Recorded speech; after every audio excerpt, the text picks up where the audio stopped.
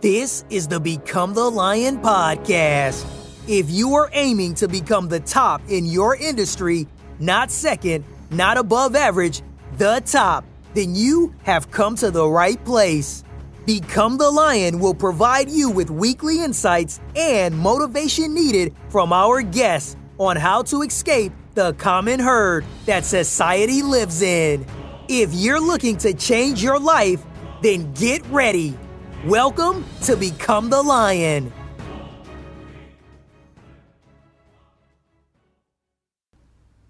Hi, this is Trevor Nicholas from Become the Lion. Today on the show, we have Amber Valdez. Amber is a former NFL cheerleader, TV personality, life career and relationship coach, writer, and author who is inspiring 1 million plus people to live their life with purpose. Amber, welcome to Become the Lion.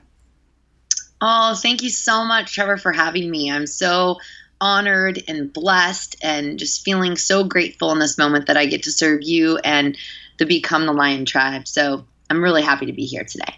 Amber, for our audience out there who might not know you, do you mind explaining a little bit about how you got started as a life, career, and relationship coach? 100%. I would be honored to. So for over 10 years of my life, I was an entertainment news host. I would interview celebrities for a living. I was a nanny part-time. I was a party starter, aka event planner. I threw electronic music festivals. I was a casting director, a waitress, a bottle service gal. You name it, I did it. I was a personal assistant and on and on and on. So for many years of my life, I was always working for others, running from what I now believe I'm living now, which is my purpose. I was hiding behind the story that I wasn't good enough, I didn't have what it takes, and there was no possible way that I could actually be compensated to inspire people. So for many years of my life, I grew up in a emotionally, physically, and mentally abusive household. I didn't get a lot of cheerleading and support from my mother, from my family, and we were told a lot that, we didn't have enough and this wasn't possible and that wasn't possible. And it actually was the biggest blessing of my life because not only did it support me in being resourceful, most of my life I remember myself having 2 or 3 jobs at a time. Anything that I could do to not be broke is what I did. So it gave me this real hunger and zest for making shit happen. And we were told didn't have money for college, so I didn't go to school. I went to the School of Hard Knocks through electronic music festivals, like I mentioned, for 19 years on and off again. And at a very young age, I learned how to make it happen and to be resourceful. And that if I just spoke long enough about something, it would happen. And I'm sure we'll dive into that a little bit more, but that led me to making the NFL, the Seattle Seahawks cheerleading squad with no formal dance training, with not a big bosom, with all these, limiting belief systems that people were projecting on me. I believed it, I spoke it, I wrote it down, and I made it happen. And so as I went through my journey here in Los Angeles and my dream and chasing the dream of being an entertainment news host full time, I got to a place in my life where I realized there's got to be more. And I know many of us have gotten there. And although I had manifested being the star of a hit reality TV show, and although I had interviewed every A-list celebrity you can imagine, I still felt like it wasn't enough. And it wasn't until I dove into self-love, self-transformation, and self-worth that I was able to love myself so much and own my worthiness of success, own my worthiness of happiness, that I was able to make that shift into trust in diving into working for myself as a life relationship or as a life purpose cheerleader. And so for a little over a year now, I have been servicing mostly women and some men in loving themselves, discovering their purpose, and releasing their fear and going for it. Because I am very clear that my mission is to inspire a million people to live their purpose and to remind people that they matter, they're worthy, and their purpose matters, and to really be that cheerleader for someone, that cheerleader and the wind beneath someone's wings, that no matter what and who gets it, doesn't get it, your crazy dream, your crazy idea, maybe your parents, your partner, your friends, society doesn't get it, that you have at least one person that believes in you and has got your back, and will cheer you on to your dream and to your purpose. Because I really, truly believe we all came here. We all have our own unique set of gifts and talents. And the more we run from that, the more we avoid our purpose, it creates pain. And we're also given a big FU to the planet. So I am so honored and blessed to be supporting individuals from doctors to lawyers to moms to small business owners to entrepreneurs to anybody in between that wants to get from where they are now to where they want to be as their life purpose cheerleader. So that's pretty much where I'm at. And life is freaking awesome now. And there's nothing more important than loving yourself in order to see your business thrive, and to love yourself to see your relationships work, and to love yourself so you can create the happiness you want. It really all starts with doing the dang work on yourself. For someone who's listening to our audience right now, who's just starting a business or has a business been going along for a few years now, but they still have these limiting beliefs, how did you get over those limiting beliefs and develop the self-confidence to succeed? So how I got over those self-limiting beliefs is a lot of self-development, emotional intelligence training. Books are great, workshops are great, but really until you dive in and are surrounding yourself with people that believe what you want to believe, that people that believe in you, that are positive, I really truly believe we are only as successful as the 5 people we surround ourselves with. And if the people around us aren't up to big things, and our programming is still, we can't do it, we're not enough, we're not qualified, we're too old, we're too this, we're too that. It's because society has programmed us that way. Our robot is running on an outdated version, the worst version of ourselves. And it's up to us to reboot that little computer brain that's been programmed by parents that didn't know any better, through heartbreak, through disappointment, and so on. So that's our old system, our old iOS, like our old Facebook app. And if we continue to run our life on that old app that's slow and has glitches and non-serving and doesn't have the tools and the capacity to create what it can now, we're going to continue to do the same thing, expect a different result, which is the definition of crazy in the name of my online boot camp, the Turn Your Crazy into Your Purpose boot camp. So what you can do right now today, and what has worked for me, is affirmations. And so my book, Sticky Affirmations to Live Your Purpose, supports individuals and teaches them how to take a non-serving belief like I can't afford it, or I'm not qualified, or nobody will ever buy my product. That little voice that's coming in your head, which was created by a parent that didn't know any better, again, or a bully or whoever, and get to the root of where that comes from, and then choose an affirmation that's a contrasting belief. So you can literally rewire, reprogram, and continue to literally be your own cheerleader and continuously repetitious over and over tell yourself, it's safe for me to do my business. The right people come to me now. I'm compensated doing what I love. And although those beliefs may feel like lies now, as you continue to tell themselves to you long enough, just like how the bullies told you couldn't do it or we didn't have enough, you at some point began to believe that, you can now take full responsibility as a grown adult to rewire, reprogram yourself with these positive beliefs that aren't limiting you, and that releasing these habits that have been created from these self-limiting beliefs. And so you can actually become the person you want to be, create the success you want, the love you want, the happiness, and so on. But it's really up to us. So if we have a self-limiting belief, I truly believe that Sticky Affirmations is a super powerful tool that you can use to quiet that voice and actually rewire, update, reboot yourself to be the best, running on the best version of you. When someone creates affirmations for themselves and they're using it, should they just put all their energy into it when they're saying it? Or how do you say your affirmations to yourself? Okay, great. It's a great question. So I truly believe that we are affirming what we want and what we don't want every single time we open our mouth and every thought that we think. So affirmations are in correlation with the law of attraction. And for those of you that aren't familiar with the law of attraction can most simply be explained the way Abraham and Esther Hicks explain it, which is like unto itself is drawn, right? The more you talk about what you want and desire, the more you get of that. The more you talk about what you don't want, the more is attracted to you. So the law of attraction is just like the law of gravity. As soon as you can't just say, I'm going to play with the law of gravity today. The law of gravity is the law of gravity. And if you just I'm not going to pay attention to gravity, you're not going to fly off the planet. The law is just the law. So when I explain to individuals that the law of attraction is a scientific law, just like the law of gravity, that like unto itself is drawn, and what you focus on grows. And so with affirmations, Every time you speak and open your mouth, and every time you write something down, and every time you think, you're affirming more what you don't want or what you want. And so affirmations are always being done all the time. And law of attraction is always working. And the universe doesn't know the difference between what you want and what you don't want. What you focus on grows, period. And so it makes me laugh sometimes when people are like, oh, I got to focus on manifestation today, or I got to focus on law of attraction today.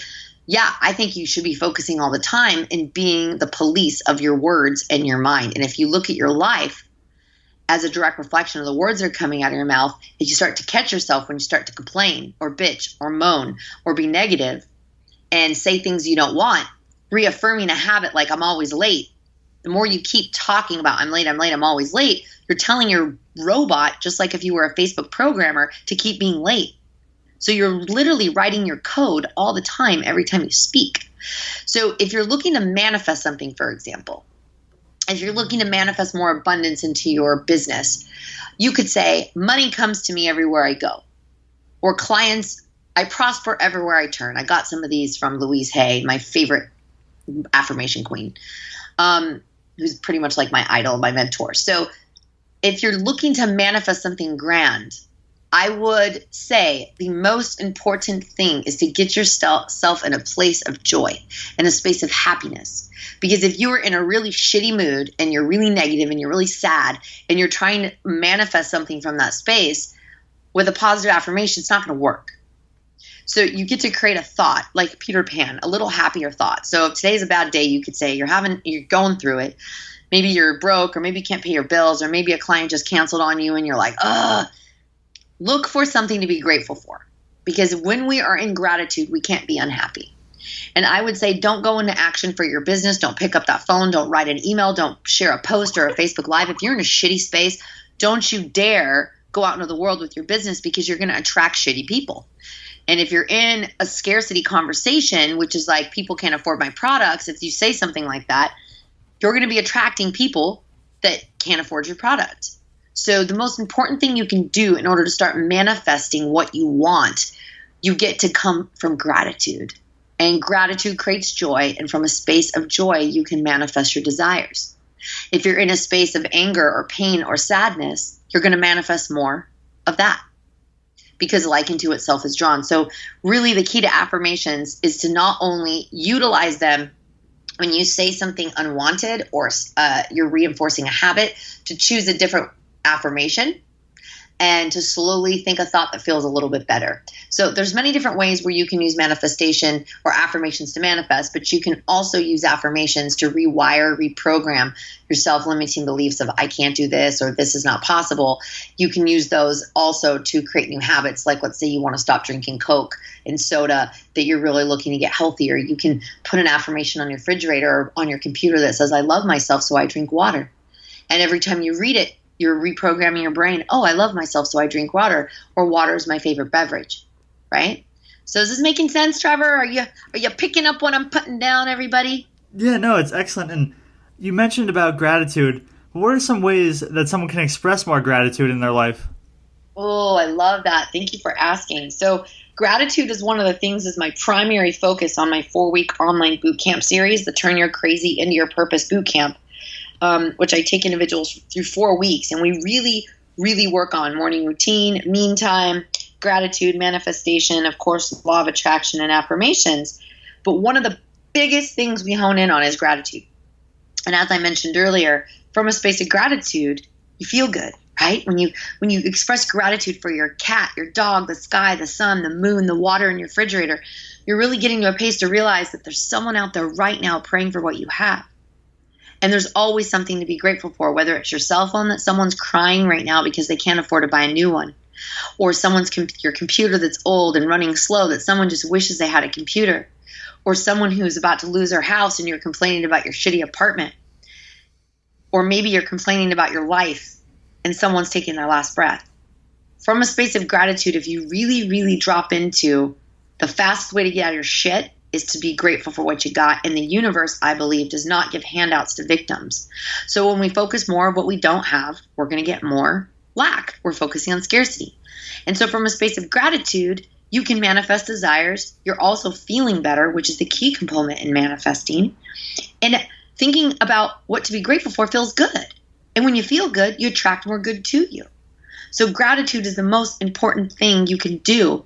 And I would say the tool you can do right here, right now, when I was feeling scarcity in my business, maybe like 4 months ago, when I was first starting my business, you guys get to know that for 3 months I lived on credit cards. So when people say to me, oh, I can't put your coaching on my credit card, I'm like, yes, you can. And if you invest in yourself, others will invest in you. And maybe your key lesson is to break through your fear and your trust and say, I'm grateful for credit cards. And I'm so glad because I put all my coaching on my credit cards. And since then, I've made my money back 300-fold because I took that time to work on myself. And what I did every day was I would write thank you cards. Every like I would get on my Facebook, I would sit in gratitude and go, thank you, thank you, Trevor, for that like. Every view on my Facebook feed or my Periscope feed, I would sit in gratitude. I would go down the list of everyone that liked my page and go, thank you, John. Thank you, Sandy. Thank you. And I would literally sit in so much gratitude that my business started to explode. And from a space of gratitude, not just like blowing through it as a task, but really sitting in it, like it'll almost make you cry. If you start to be so grateful for the people that have supported you through liking, through sharing, through writing you a nice text or an email, or people acknowledging you saying, wow, that really inspired me. Thank you. If you sit in a deep sense of gratitude, your heart will be so full of joy. And so I say start taking a look at, if you're in scarcity, start writing thank you cards. Write some thank you emails. Pick up the phone. Thank your high school teacher. Thank your neighbor.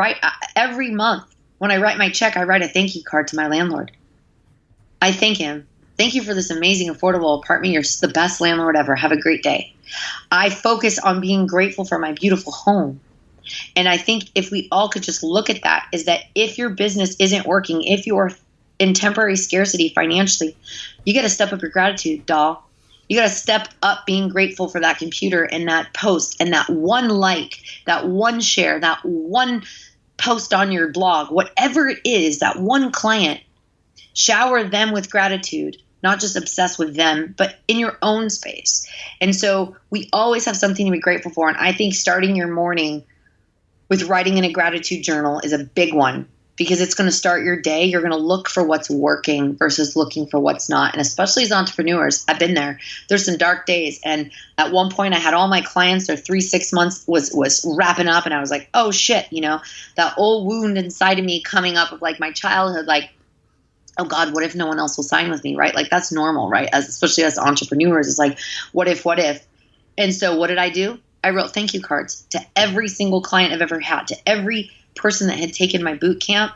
I started on like the first one. And within a day, I signed 2 clients. So for 6 months. So what I'm saying is as you focus on what you have and being grateful for it, God, universe, and source, your higher power will bring more to you.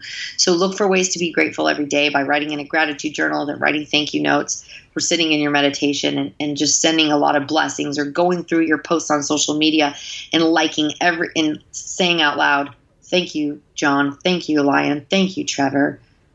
Thank you for your post. Thank you for your attention, and focusing on maybe the 2 people that like your post versus the millions that didn't. Because from that focus of who's liking it, it will grow. Because it's a law of attraction at its finest. I must say, I think you're the only person I've ever talked to who writes a thank you note to their landlord.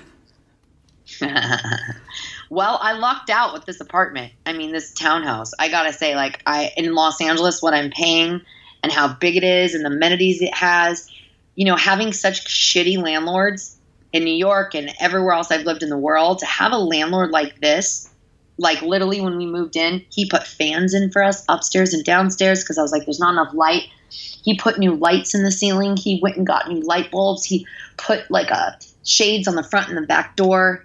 When I had a leak in my slider door, we had a really gnarly rain here in Los Angeles, and it was kind of leaking through. He rushed over here immediately and brought us tarp and puppy pads. And I mean, that is rare. Landlords usually don't care. And I had such shitty landlords. I had a landlord that was paying $3,850 when I lived in Venice. She was so horrible to us. And having a landlord like this, I feel like I've hit the jackpot. So yeah, he gets to know how awesome he is every month. I noticed how you mentioned you put your business on credit cards. Was there any fear that came with that? Like, do you ever think, like, what happens if this doesn't work out? Of course. If I didn't think that, I wouldn't be human. Right? So, yeah, but you know what? Fear is bullshit. And fear is like, I'm going to say something funny. Fears are like farts. They come and go. You don't hold on to them. It's uncomfortable. When you hold on to a fart, it's uncomfortable. You got to feel it, let it go, and move on. Right? So just because you feel fear doesn't mean you need to not act. And I think people give fear too much power and too much credit. So a lot of my coaching is reminding people, like, stop giving fear your freaking power. Acknowledge the fear. Yes. Could this not work? Of course. But could it work? It could. So am I going to let the fear that it didn't work or it can't work hold me back? Or am I going to dive in and know that I'm an abundant person and abundance is my birthright, success is my birthright, happiness is my birthright.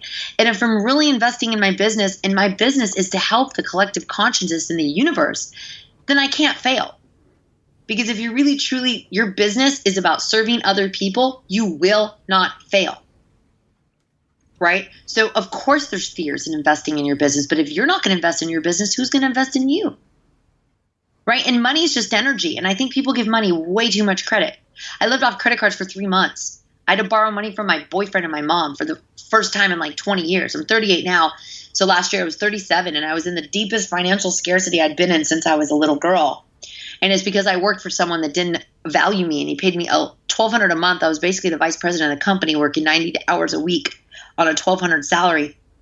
Every month I used to have to tap into my credit cards to pay my groceries and pay my bills. And here in Los Angeles, my rent was $1,650. So I wasn't even getting enough money from him to pay my rent. So it put me in severe scarcity.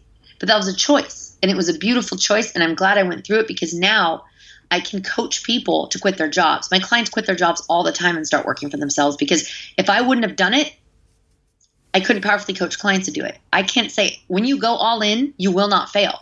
It's the tippy toeing in your business that makes you fail. It's because you don't commit.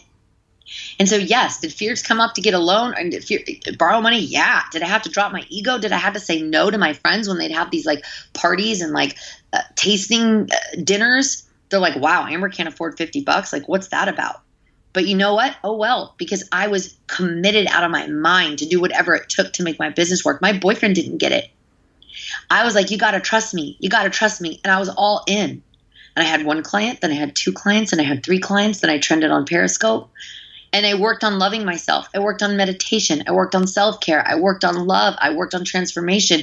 I worked on healing me. And as I healed me and I shared it, my business blew up. And so fear is not a reason to not do something, because just notice that you're so scared about not making it work. That's why it won't work. If you say, I'm scared it doesn't work. And what's the worst thing that can happen? The worst thing that can happen is you max out your credit cards and you go into bankruptcy. So what? Our president has gone bankrupt 5 times, and he's a president. I mean, let's just get real here. So what's the worst case scenario? Will I be on the streets? No. Will your family let you be on the streets? No. Will your loved ones? No. Will you go hungry? No. You won't. You're going to be all right. And did I have to eat canned food? Yeah. Did I have to say no to things? Yeah. Did I have to get my priorities straight? You're damn right. Did I have to get vulnerable and ask my boyfriend to buy me groceries for a couple months? Yeah.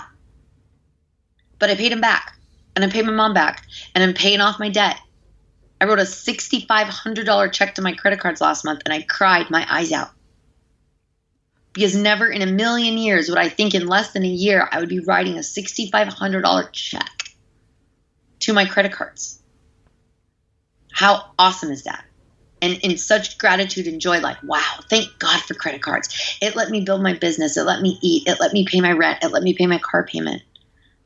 And not from a space of I'm going to abuse the system, but from a space of I am so fucking all in that I can feel this fear and do it anyway. And the people that feel crazy and scared enough to change the world are the ones that do. And so, yeah. I'm complete with that question, Trevor, and I'm sorry I cussed. No. I think at the end you mentioned the Steve Jobs. It sounded like a Steve Jobs quote, and I have a little mural that sits in front of me when I do the interviews.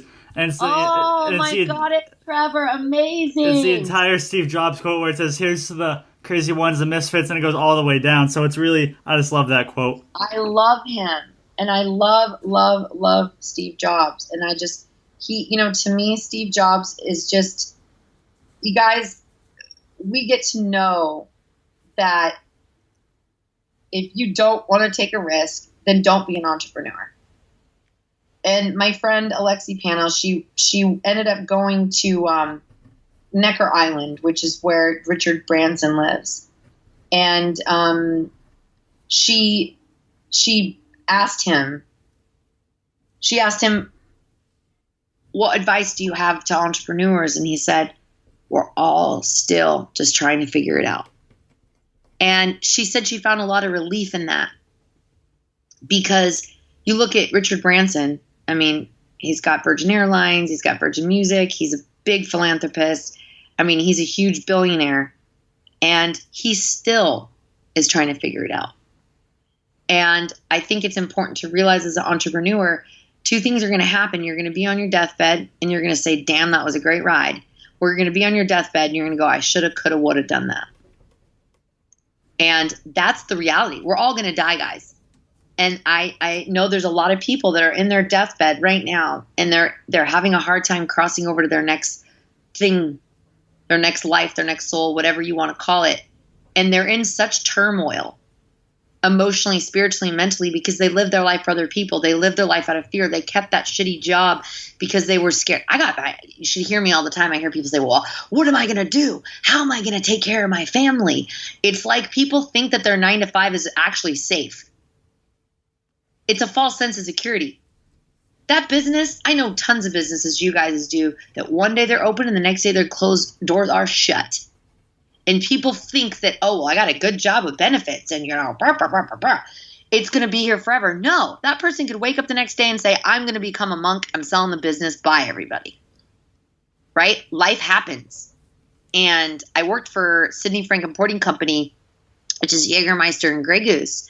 And the owner was a very older man, and he decided to sell the company because he wanted to support his kids and see his kids be taken care of. He sold it for Grey Goose for millions and millions of dollars.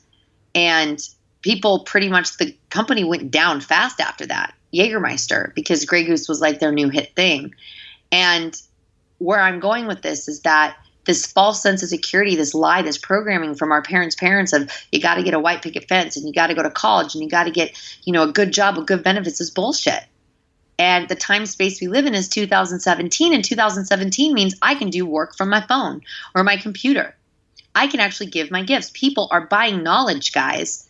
People are less buying shit, and people are more buying knowledge and education and coaching, because what's hip right now is people becoming the best versions of themselves. So not to say those 9 to 5s aren't great. And if it lights you up and you feel lit up every day when you go to work, great. But if you feel like a prisoner and a victim, it's a choice. If it's sucking the life out of you, it's sucking the life out of you. So are you going to sell your soul for a paycheck, or are you going to light yourself up and maybe take a little bit less money, maybe uneasy for a little while, maybe not have to eat out and buy clothes, and maybe you sell all your junk in your garage? You know how many people I know, my clients, that are talking about they don't have enough money and their freaking garages are stuffed with shit, and their freaking closets are stuffed with all this old stuff, camping equipment, fishing stuff, athletic gear, blah, blah, blah, all this crap. That if they just sold it all on eBay and let go, they could create thousands of dollars for themselves. And they could have a little nest egg to sit on as they're developing their business. And if they could just trust and surrender, in the worst case scenario is you go back to work. The worst case scenario is you go back to the job that you don't like. Best case scenario, you make a living doing what you love. So I think it's interesting that it's our parents' parents that grew up in the Depression, that grew up in severe scarcity, that have this fear that we have to go at a job and work at it the rest of our life and slave away doing something that's sucking our light, our life. And then we're mean to our husbands, our wives, and we get fat and we watch TV and we eat ourselves to sleep or eat ourselves to death. And we manifest disease and back pain and neck pain and ankles and diabetes and insert the blank because we're so unhappy. We have all this trapped artistic energy and we're not doing anything about it. And we're giving a big F you to the planet, and we're being selfish because we're scared. Fear is not an excuse. And you don't face it now, you will face it on your deathbed. You will face it at the end of your life. And you will go, why did I waste my time making someone else money? You're either going to make someone else money, and if you do, you better be gung-ho, all about it, in contribution, in alignment with your purpose and your vision. I never said entrepreneurship is for everyone. We need people to work for us, but that person you're working for has got to light you up, and you got to be alignment with their vision and their morals. And if not, you're either making them money or you're making yourself money. And there is no security, because tomorrow those doors could close. It's your false sense of security that's keeping you stuck and thinking you don't have a choice. How am I going to pay my family? It's not that easy. Yes, it is, because I would rather make half or 1/4 of what they're making than feel like that every day. Hell no. Because not only am I giving my time away, I'm giving my joy away. And no one gets to take my joy. But it took me a long time to get here. So thank you for letting me go on my soapbox, Trevor. Oh, no, that's fine. Amber, I just want to say this interview has been excellent so far. And now we're going to enter the Lions round. We're going to ask you a couple of quick questions before we end the show today. Sweet. What would you say to someone who's just starting out and going after their dream? You can't mess this up. Is it a speed round? Do you want me to, would you like me to elaborate, or? Yeah, you can go as little as you want. Okay, so I would say to them, for someone who's starting your business, I would say you can't mess this up. When you focus on your gifts, your talents, and being in contribution to the world, you cannot mess up. God, universe, source will not let you fail. The only fail you're doing is not by doing it.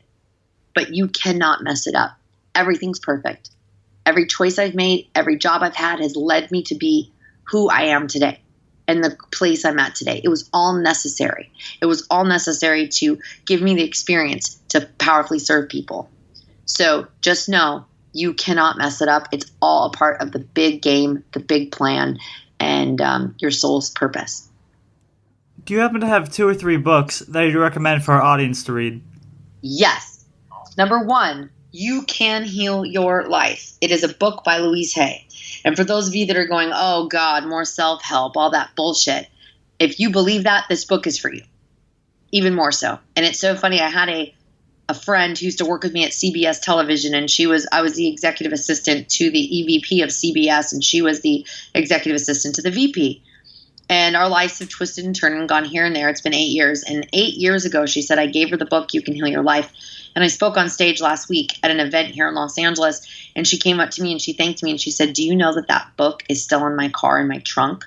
And she said, I was going to give it to you today, but she said, now I realize it's time.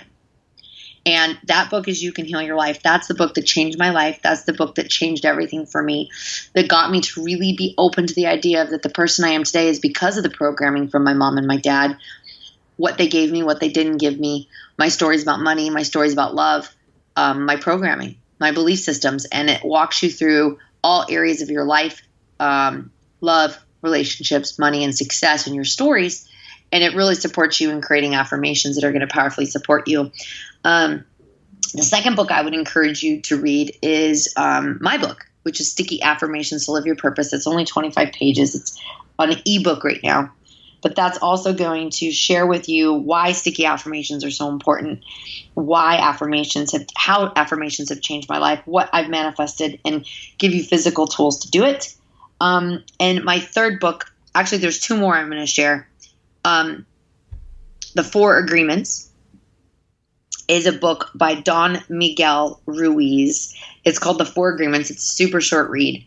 It really breaks down the 4 agreements he believes if you really focus on: do not take it personally, be impeccable with your word, like the 4 basic agreements. And that book for me is a powerful tool for my clients to remind themselves that nothing anybody ever does has anything to do with us. And we get out of that victim. Healing the victim is really the power of healing our life, I think. I'm going to write that down. And the next one is Who Moved My Cheese? I know it sounds real funny. It's also a very short read. It's very, very prominent in the business sense, realm. A lot of people corporations have their their employees read it. And Who Moved Your Cheese is a story about some mice that are resistant to change. And it really puts things into perspective and helps you realize you're being so silly by not being open to change, that the blessings literally can be on the other side, and you're actually shooting yourself in the foot when you refuse to change. And I just want to end that with, if our cells are constantly evolving and shifting in every moment, why wouldn't we change? If our cells are always changing, why wouldn't we change? And when we don't change, that's when the pain and the frustration comes, is when we resist the change in our life, because we are going to change. Our body changes, our beliefs change, our needs change, our desires change. That's what humans do. We're going to be changing until the last breath of our life. So seasons change. So when we try to keep everything the same way, aka our belief systems, or even the friendships we surround, or our ideas of how we think things need to look, it makes life a lot harder. So Who Moved My Cheese, the 4 Agreements, You Can Heal Your Life, and then my ebook, Sticky Affirmations to Live Your Purpose, I would say are my top 4 books for you. And Amber, last question of the day. Where can our audience find you? Oh, thank you so much for asking that, Trevor. The best place to stay in connection with me is over at lifepurposecheerleader.com, lifepurposecheerleader.com, lifepurposecheerleader.com, Life Purpose Cheerleader on Facebook and on Instagram. And if you're a fan of live stream, I empower you and invite you to download the Busker app, Busker. I go on there often with the @Amber Valdez tag, and also the live streaming app called Periscope. I'm on there quite often. I have a very big tribe over there, the Team Live Your Purpose tribe. Love for you guys to join up. We're 1 million+ individuals committed to loving ourselves, owning our worth, so we can live our purpose. And there's a really powerful community over there. So I really would invite all you to become a part of this tribe that lifts each other up as the wind beneath one another's wings. And I would love to see you at a future speech and or a future boot camp, an online program to support you with the tools that have supported me in getting to where I am today. So thank you. That's what's up. Yeah, and Amber, I just wanted to say thank you again for taking the time today to speak with our audience. Oh my gosh, it's been such a pleasure. And I just want to remind you all, you matter, you are worthy, and your purpose matters. So let's get busy doing the work to love ourselves and own our worth so we can change the world. I love you guys. Thanks for listening to Become the Lion. Everything from today's show will be in our show notes on our website. Don't forget to subscribe and leave a review on iTunes. Till next week, don't stop grinding.